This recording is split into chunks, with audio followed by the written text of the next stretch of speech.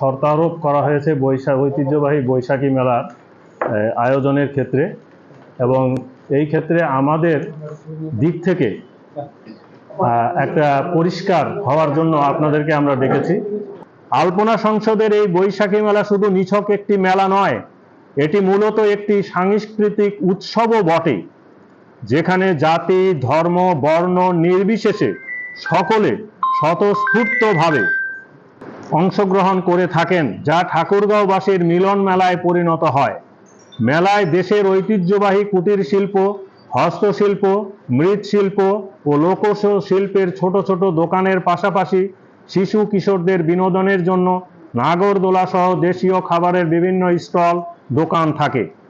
আমরা মনে প্রাণে দৃঢ়ভাবে বিশ্বাস করি, বর্তমান সরকার সংস্কৃতি বান্ধব সরকার এবং মাননীয় প্রধানমন্ত্রী জননেত্রী শেখ হাসিনা সংস্কৃতি প্রেমী, যিনি নববর্ষ বা বৈশাখ আনন্দমুখরভাবে পরিবেশে উদযাপনের জন্য প্রতিটি শিক্ষা প্রতিষ্ঠান সহ দেশব্যাপী দিক নির্দেশনা প্রদান করেছেন। এমনকি বৈশাখ আনন্দঘন পরিবেশে উদযাপনের জন্য বৈশাখী ভাতাও চালু করেছেন।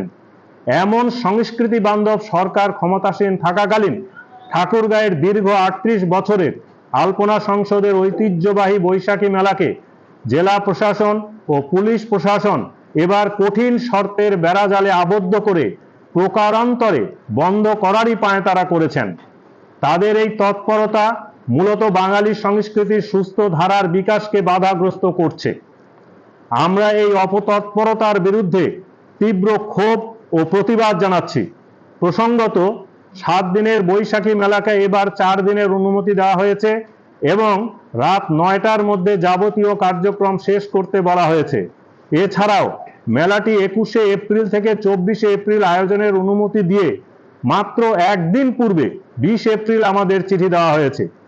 আজকের এই সংবাদ সম্মেলনের মাধ্যমে সকল গণমাধ্যম, সাংবাদিক তথা ঠাকুরগাঁয়ের সকল সুধীজন, সাংস্কৃতিক সংগঠনের নেতৃবৃন্দের দৃষ্টি আকর্ষণ করছি এবং এমন কঠিন শর্তের বেড়াজালে ও স্বল্প সময়ে বৈশাখী মেলার আয়োজন করা আদৌ সম্ভব নয়।